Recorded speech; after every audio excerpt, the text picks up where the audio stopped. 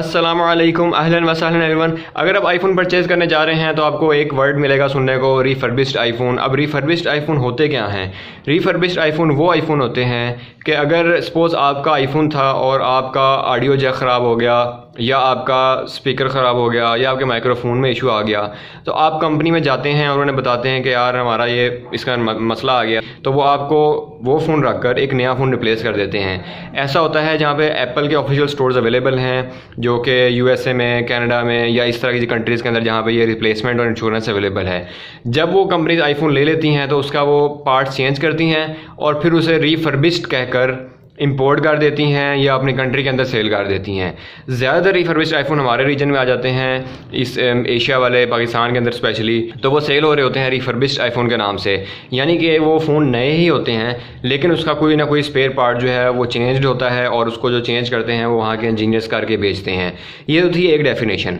अब मैंने जो अपने एक्सपीरियंस से देखा है वो ये कि जब आईफोन रिफर्बिश्ड यहाँ पे पहुँचता है ना हमारे इस रीजन में, तो वो वाला नहीं होता जो मैंने आपको अभी बताया पहले। यानी कि जो कंपनी चेंज करती है ना, वो तो चले मान लिया कि यार अगर ऑडियो जैक ख़राब हो ही गया तो उसने चेंज कर दिया कंपनी ने, लेकिन जो हमारे पास रिफर्बिश्ड फ़ोन पहुँचते हैं ना हमारी लोकल मार्केट्स के अंदर, स्पेशली पाकिस्तान में, जो मैंने एक्सपीरियंस किया मार्केट के अंदर, जो मैंने देखा है वो वाले आईफोन होते हैं यार। उसके अंदर उन्होंने उसकी बैटरी चेंज की हुई है, फ़ोन शॉर्ट है, बैक केसिंग चेंज कर देते हैं, फ्रंट कैमरा चेंज कर देते हैं, पैनल चेंज होता है और वो हमें पता ही नहीं चलता कि यार वो फ़ोन मतलब रिफर्बिश्ड है या उसका उन्होंने वैसे ही जो है बैठा के उसको चेंज करके दिया हुआ है। तो हमारे नज़दीक रिफर्बिश्ड की डेफिनेशन जो है वो चेंज्ड है लोकली मार्केट के अंदर, उसकी हालत बहुत ही ख़राब है।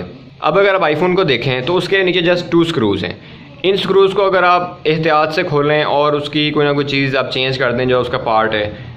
अब यहाँ पे जो उसके पार्ट्स हैं ना आईफोन के, वो इतने अच्छे नहीं हैं और नॉर्मली अगर अच्छे हैं भी तो वो यूज़ नहीं करते हैं मार्केट के अंदर। वो वही यूज़ करते हैं जो कि एक बी क्लास या सी क्लास पार्ट होते हैं, उसको वो चेंज करते हैं और वो आपको बैकअप भी दे देंगे कि यार ये आप फ़ोन ले रहे हैं, ये बिल्कुल ठीक है, देखें ऐसी कंडीशन बिल्कुल साफ़ है, आपको देखने में बिल्कुल साफ़ मिलेगा।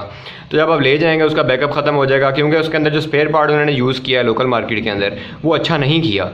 तो वो बी क्लास या सी क्लास पार्ट होगा, उसकी टाइम लिमिट है, वो 1 वीक 2 वीक या आफ्टर 1 मंथ वो उसका जवाब जो है आपको लाजमी मिलेगा और वो जो उसका स्पेयर पार्ट है वो एक्सपायर हो जाएगा। तो फिर आप कहेंगे यार ये फ़ोन तो बिल्कुल ठीक था, इसकी बिल्कुल कंडीशन साफ़ थी, अब ये कैसे ख़राब हो गया? तो उसकी वजह मैंने आपको बता दी कि जो रिफर्बिश्ड फ़ोन हमारे इस रीजन में आते हैं वो बिल्कुल भी ठीक नहीं होते। इसके साथ साथ कुछ फ़ोन होते हैं वो बिल्कुल नए होते हैं लेकिन जस्ट किट होती है। अब अगर वो किट जो है बाहर से इम्पोर्ट होके आई है वो तो फ़ोन ठीक है, लेकिन अगर वो किट यहाँ पे आई है और यहाँ पे ही उसकी रिप्लेसमेंट हुई है फिर वो बिल्कुल भी ठीक नहीं है।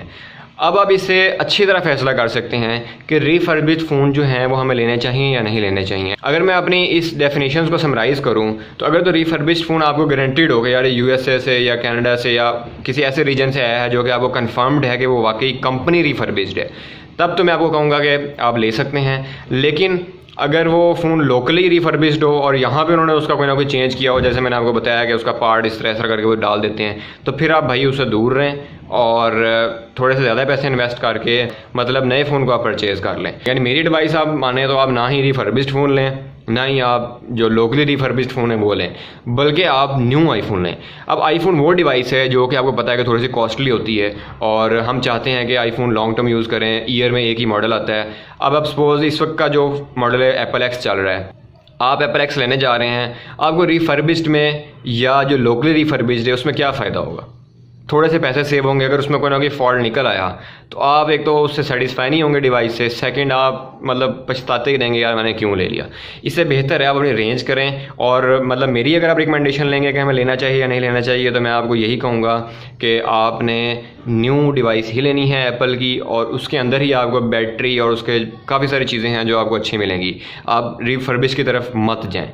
मैंने जो पहले आपको बताया कि रिफर्बिश अगर मैं लेना ही है तो वहाँ से लें, ये उस सूरत में अगर आपको मतलब 100% श्योर है और आपको पता है कि यार एक कंपनी रिफर्बिश्ड फ़ोन है, फिर तो आप उसकी गुंजाइश निकाल सकते हैं। अदरवाइज़ हमारी मार्केट्स में स्पेशली पाकिस्तान के अंदर या हमारे इस रीजन में आप कभी भी रिफर्बिश्ड फ़ोन के अंदर मत जाएँ और किसी पे भी ट्रस्ट ना करें और आप हमेशा न्यू डिवाइस की तरफ जाएँ, क्योंकि महंगी डिवाइसेज़ हैं एप्पल की और आपने एप्पल लेकर यूज़ करना है। आपको ये नहीं कि यार अब नया मॉडल आ गया मैंने चेंज करना है। इनकी जो डिवाइसेज़ हैं उनकी लाइफ भी अच्छी है और चलते भी थोड़ा सा लॉन्ग टर्म में अगर आप उसको अच्छा यूज़ करें। बैटरी टाइमिंग भी ठीक रहेगी, आपकी एसेसरीज भी ठीक रहेंगी, आपको बॉक्स भी ओरिजिनल मिलेगा, आपको उसके सॉफ्टवेयर का बग्स भी नहीं आएंगे।